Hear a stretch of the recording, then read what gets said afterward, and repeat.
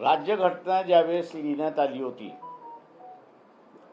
त्यावेळेस या देशाचं मल्टीकल्चर, मल्टी डायव्हर्सिटी आणि एथेनिक या सर्व गोष्टी लक्षात घेत असताना शिक्षण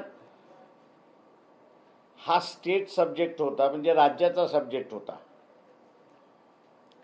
केंद्राकडे असणारं सगळं ज्याला आपल्याला म्हणता येईल की हायर एज्युकेशन म्हणजे पोस्ट ग्रॅज्युएट एज्युकेशन जे आहे त्याचंच फक्त असणारं त्या ठिकाणी होतं. परंतु काँग्रेस पार्टीने 42वी घटना दुरुस्ती करून शिक्षण हे राज्याच्या कक्षेतून काढून त्यांनी असणारं कन्करंट लिस्टमध्ये त्या ठिकाणी टाकण्यात आलं. कन्करंट लिस्टमध्ये टाकल्यामुळे घटनेच्या 254व्या कलमामुळे केंद्राने जेवढे कायदे केले त्या कायद्यांना राज्य सरकारला मान्य करावं लागलं, अशी असणारी परिस्थिती आहे.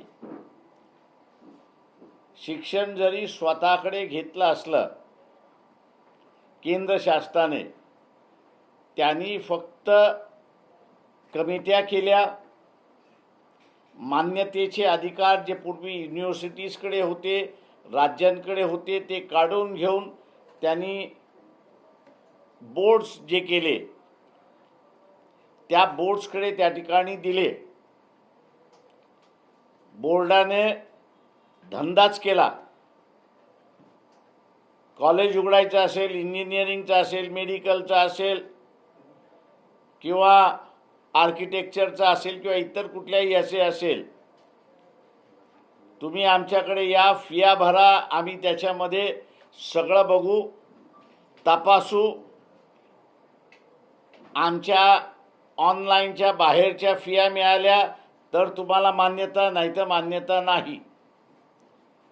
तेव्हा शिक्षण हे गरजेप्रमाणे जे पूर्वी होतं ते शिक्षण गरजेप्रमाणे त्या ठिकाणी राहिलं नाही, तर त्या शिक्षणाचं बाजारी स्वरूप झालं, अशी असणारी परिस्थिती आहे. आणि म्हणून विद्यार्थ्यांमधलं प्रचंड मोठं असणारं कॉम्पिटिशन त्या ठिकाणी सुरुवात झाली.